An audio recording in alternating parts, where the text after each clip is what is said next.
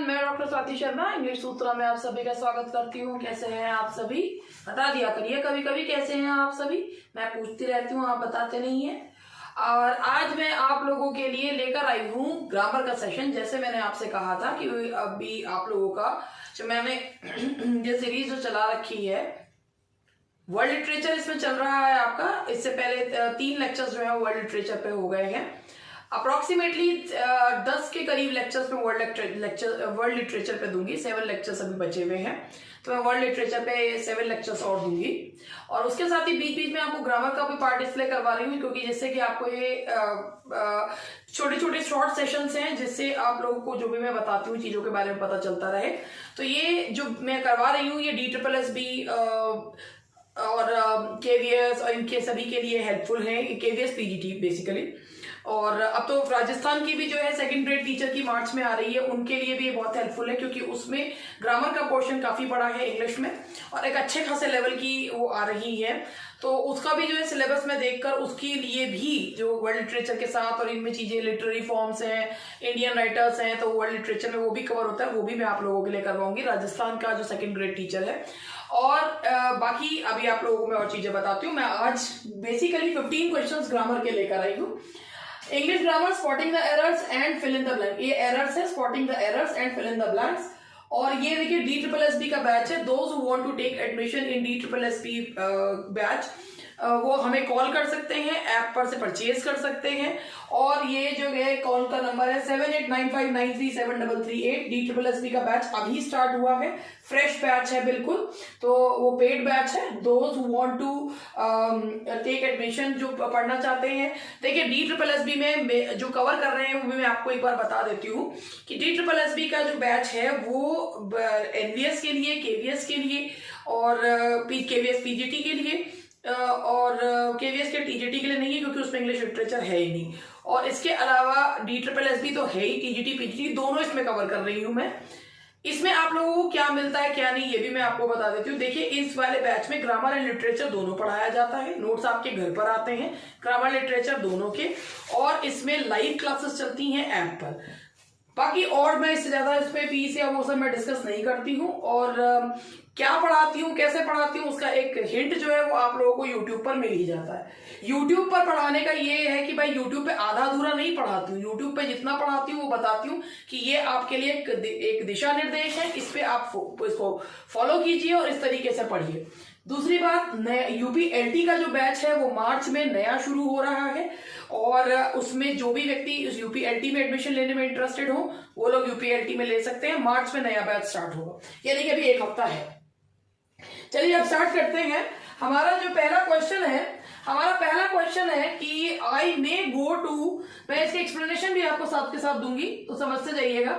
I may go to the swimming class tomorrow if I have recovered from the cold.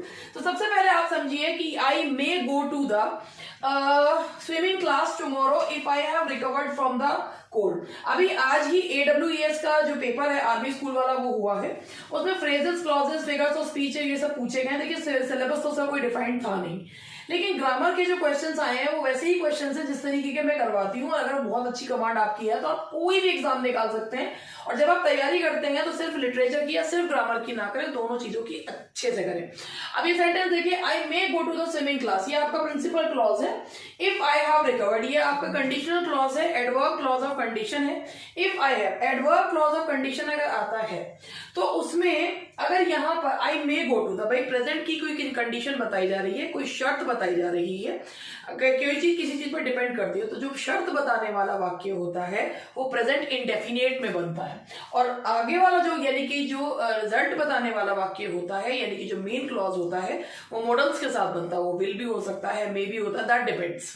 तो I may go to the swimming class tomorrow if I have recovered. If I have recovered नहीं, जैसा कि मैंने आपको बताया कि वहां पे प्रेजेंट इंडेफिनिट में बनता है जो आपका if clause, adverb clause of condition होता है। तो प्रेजेंट इंडेफिनिट, और प्रेजेंट इंडेफिनिट में बनेगा तो ये आएगा इफ आई, यहां आएगा recover. If I recover from cold I may go to the swimming class tomorrow. तो ये जो कंडीशन वाला क्लॉज है दैट बिकम्स दैट, जो बनता है किसमें, वो प्रेजेंट इंडेफिनिट में। The prime minister announced that the taxes will be increases from the beginning of next year. अब इस क्वेश्चन को ध्यान से पढ़ते हैं। The prime minister announced what, ये दैट क्लॉज है, नाउन क्लॉज है। द प्राइम मिनिस्टर अनाउंस्ड, हमारा जो पहला वर्ब है that is second form of verb, यानी कि पास्ट टेंस। अगर हमारा पहला वर्ब पास्ट टेंस में है और ये नरेशन वाला पार्ट है, the prime minister announced what, state कर रहा है कि जो टैक्सेस हैं वो अगले साल से बढ़ रहे हैं, that the taxes will be, तो विल जो है वो प्रेजेंट में यूज करते हैं। विल का पास्ट टेंस होता है वुड, तो यहां पर हम लगाएंगे वुड बी इंक्रीजिंग, क्योंकि हमारा पहला जो वर्ब है that is in past tense. छोटी छोटी चीजें हैं। He is the most intelligent and also the very talented student of the college. पहली बात याद रखिएगा, अगर किसी सेंटेंस में दो क्वालिटीज आ रही हैं तो दोनों क्वालिटीज सेम डिग्री में होंगी। अब हम यहां देख रहे हैं ऑफ द कॉलेज, सबसे पहले हम ये इसको देखते हैं। ऑफ द कॉलेज आ रहा है तो जो कंपैरिजन है, जो तुलना की जा रही है, कंपैरिजन 3 से ज्यादा में है। अगर 3 से ज्यादा में कंपैरिजन है तो ऑब्वियसली सुपरलेटिव डिग्री यूज होगी। एक ही व्यक्ति की दो क्वालिटी उसी की, he is a very intelligent and talented person, ठीक है, कोई गलती नहीं है। लेकिन यहाँ ऑफ द कॉलेज से कर रहे हैं तो यानी कि सारे कॉलेज से कर रहे हैं तो सुपरलेटिव डिग्री हो गई। अब जब सुपरलेटिव डिग्री है तो ही is the most intelligent and also most talented. The very हटाइए, आर्टिकल जो द होता है वो जब एक ही व्यक्ति की दो क्वालिटीज बताते हैं तो पहली क्वालिटी के पहले लगाते हैं, बार बार नहीं लगाते। तो ही is the most intelligent and also most talented and most talented student of the college. He is the most talented, intelligent and also most talented student of the college. College से तुलना की जा रही है। She immediately quit the job in which neither the skill nor knowledge were required. अगर दो subjects, दो words, दो नाउन neither nor से जुड़ते हैं तो हम जो वर्ब लगाते हैं वो नॉर के बाद आने वाले नाउन के अनुसार लगाते हैं। तो यहां पर आप देख रहे हैं नॉलेज, नॉलेज है आपका अनकाउंटेबल नाउन, और जो अनकाउंटेबल नाउन होता है वो हमेशा कैसा माना जाता है, that is singular. Uncountable noun is always singular, that is why यहां वर नहीं आएगा, यहां आएगा वॉज रिक्वायर्ड। यहां पर जो गलती है वो किसकी है, वॉज की। The meteorological department predicted that the rains and thunderstorm may continue throughout today. अब आप यहां देखिए, the meteorological department predicted, ये हमारा फिर वर्ब जो है वो पास्ट टेंस में है। predicted what, नाउन क्लॉज है, that the rains and thunderstorm may continue throughout today। अब ये हमारा नाउन क्लॉज है, एक तरीके से ये जो है इनडायरेक्ट नरेशन में है। अब ये पहला वर्ब पास्ट टेंस में है तो मे प्रेजेंट में यूज होता है, इसका पास्ट टेंस होता है माइट, तो यहां आ जाएगा might. The meteorological department predicted क्या, that rains and thunderstorm might continue throughout today. The cruel king believed in punishing the prisoners until they did not confessed their crime. भाई इसमें until they confess, पहली बात तो ये है until they confessed there. अब यहां पर सबसे until they confess their crime है। भाई देखिए, अंटिल का जो मतलब होता है, अंटिल का मतलब ही होता है जब तक नहीं।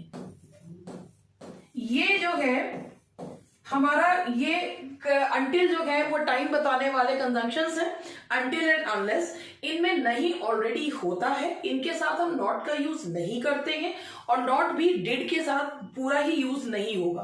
The cruel king believed in punishing, past tense में है, the cruel king believed in punishing the prisoners until they confessed, तो डिड नॉट पूरा हटा दीजिए क्योंकि अंटिल में नॉट जो है वो होता ही है और नॉट अकेला नहीं हटाएंगे, डिड के साथ हटाएंगे। As soon as the CEO entered the office, the union leaders approached him and report the matter to him. हम सेंटेंस को पढ़ते हैं, as soon as the CEO entered। पहली बात ये है जैसे ही, ये आपका एडवर्ब क्लॉज ऑफ टाइम है।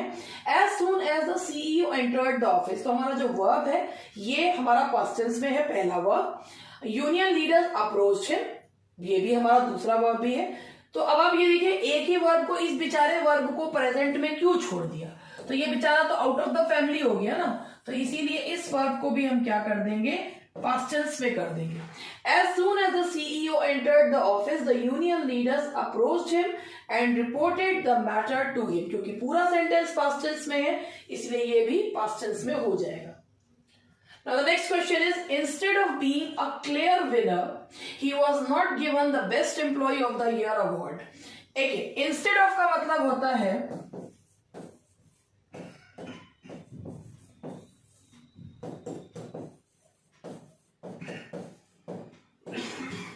इंस्टेड ऑफ का मतलब होता है के बदले, ठीक है। I take a book instead of a pencil, instead of a laptop. In spite of का मतलब होता है के बावजूद, डेस्पाइट से इसके साथ डेस्पाइट, इसकी जगह डेस्पाइट भी दे, के बावजूद। तो यहां हमारा सेंटेंस का जो सेंस है वो है इन स्पाइट ऑफ, कि भाई एक अच्छे एम्प्लॉय होने के बावजूद उसे बेस्ट एम्प्लॉय अवार्ड नहीं दिया गया। तो यहाँ इंस्टेड ऑफ नहीं लगाया जाएगा, यहां लगाया जाएगा इन स्पाइट ऑफ का यूज यहां पर किया जाएगा। Having been found guilty of theft, the Sunny was sentenced 5 years imprisonment। आप ये देखिए ईयर लिखते हैं, पहली बात तो ये है जो यूनिट ऑफ टाइम होती है उनके साथ हम अपॉस्ट्रोफी एस लगा सकते हैं। हमने इसके पहले लगाया 5, जो यूनिट ऑफ टाइम होती है वो बिल्कुल अपने साथ अपॉस्ट्रोफी एस ले लेती है। 5 है तो इसके साथ नाउन लगेगा प्लूरल, और नाउन प्लूरल लगेगा तो अपॉस्ट्रोफी का केवल लगता है सिंबल। तो यहां आएगा Sunny was sentence to 5 years imprisonment। तो यहां 5 years आएगा, तो यहां पर हम उसे प्लूरल कर देंगे। Now the next question is, instead of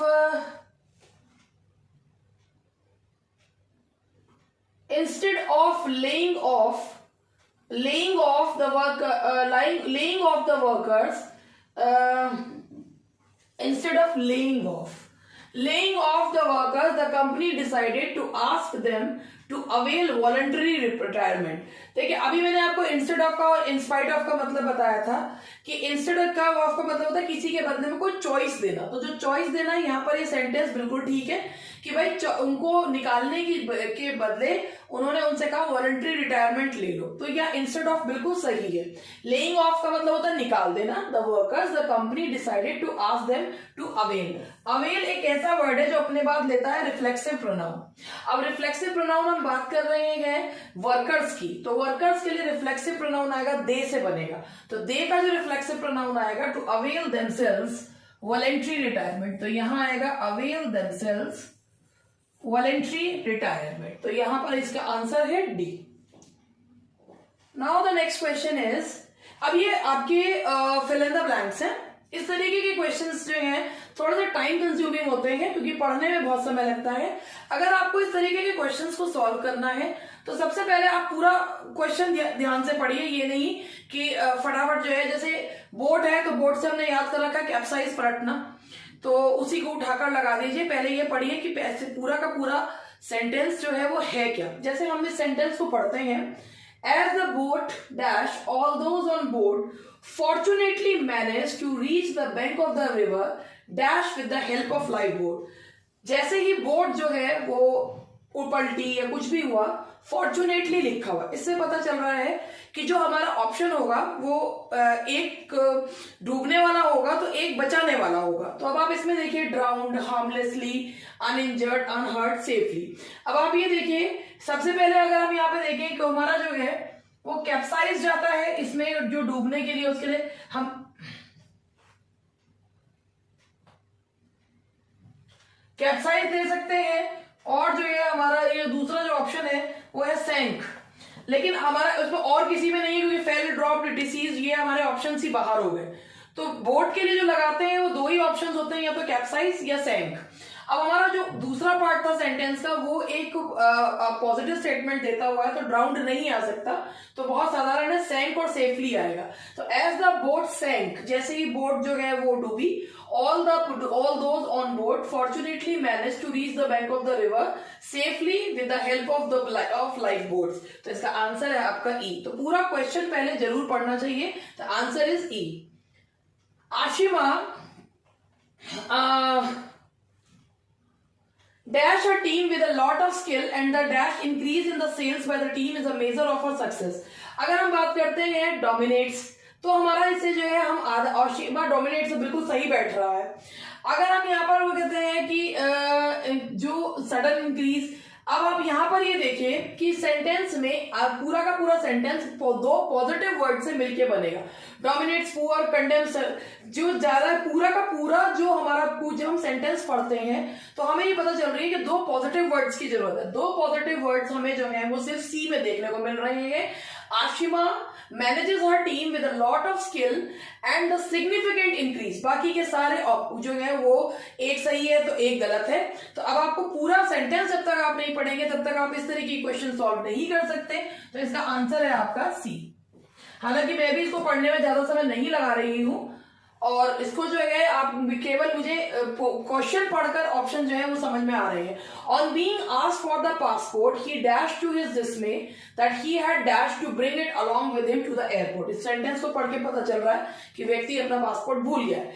shocked, failed to bring, she shocked to his dismay, realised to his dismay, pleaded, neglected, understood, lost, recognise, miss. ये नहीं होगा. देखिए fail to bring it along, ये देखिए जब वो passport पे पहुंचा शॉक्ड, ये भाई उसे बड़ा डिसमे आ ही रहा है तो शॉक्ड लगाने की जरूरत नहीं है. तो इसमें देखिए जब हम उसको छांटते हैं तो हमें पता चलता है कि भाई जब उसने पासपोर्ट को ढूंढना शुरू करा, मांगा गया, तो उसे रियलाइज हुआ कि दैट ही हैड फॉरगॉटन, वो अपने साथ लाना भूल गया. तो इस तरह के क्वेश्चंस को सॉल्व करना कोई बिल्कुल भी मुश्किल काम नहीं है. पहले पूरा क्वेश्चन पढ़िए और फिर उसके बाद यहाँ पर ये देख लीजिए कि कौन सा एक दोनों पॉजिटिव है या सेंटेंस पॉजिटिव है नेगेटिव है. 30 सेकेंड से भी कम टाइम में आप इन क्वेश्चंस को सॉल्व कर सकते हैं. और ऐसे क्वेश्चन कई बार जब आ जाते हैं एग्जाम में तो ये केवल आपकी टाइम के पे ही डिपेंड करता है कि आप कितनी जल्दी इन क्वेश्चंस को सॉल्व कर पाते हैं.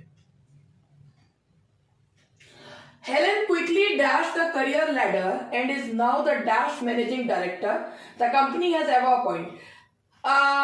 Jumped और इसमें करते हैं भाई. अगर ये बात है हेलन क्विकली से अगर आ रहा है तो क्विकली से हमारा ओल्डेस्ट वाला पार्ट तो पहले ही कट गया. ठीक है, अब ये मैनेजिंग डायरेक्टर है, जूनियर मोस्ट वाला भी कट गया. अब या इनएक्सपीरियंस दो ही बचते हैं, जम्प्ड और jumped, climbed, shortest, youngest. Shortest का मतलब तो हो गया कि जो कद में कम, लेकिन यहां मैं बोल रहे हैं हेलन क्विकली और भैया सबसे यंगेस्ट है. तो हमारा जो ऑप्शन बचता है दैट इज क्लाइम, लेडर से आ रहा है क्लाइम्ड, और भाई सबसे कम उम्र की मैनेजिंग डायरेक्टर है तो youngest. A famous economist says that the government should do more to dash jobs in area in order to curb का मतलब होता है काटना, rate of. तो यहाँ पर क्या है कि government should do more to need jobs नहीं हो सकता, employ high rate of, employ jobs नहीं हो सकता, इन्वेंट जॉब्स इन्वेंट नहीं की जाती है, क्रिएट की जाती हैं. सबसे पहली बात है कुछ वर्ड्स के बारे में हमें पता है कि उनके साथ क्या यूज किया जाएगा. तो यहाँ पर हमारा है कि a famous economist that the government should do more to create jobs, क्योंकि बढ़ती हुई बेरोजगारी को कम करने के लिए. तो इसका आंसर है ए, क्रिएट एंड राइजिंग. तो ये कुछ क्वेश्चंस थे. ग्रामर का एक छोटा सा सेशन था जो मैंने आज आप लोगों के लिए करा है. बहुत लंबा चौड़ा सेशन आजकल मैं वैसे ही नहीं कर रही हूँ क्योंकि पता नहीं उकताए हुए बैठे हो, थके हुए बैठे हो, किस रूप में बैठे हो. तो एक 10-15 मिनट का सेशन मेरा जो है वो ले लेते हो, बहुत अच्छी बात है. और उससे भी आप लोग के जो कॉन्सेप्ट्स हैं वो मैं क्लियर करने की कोशिश करती हूँ. अब जैसे मैंने अभी ग्रामर का करवाया, फिर अब कल जो है वर्ल्ड लिटरेचर, फिर से जो है वर्ल्ड लिटरेचर करवाऊंगी. तो that's all for today. Good night and bye bye.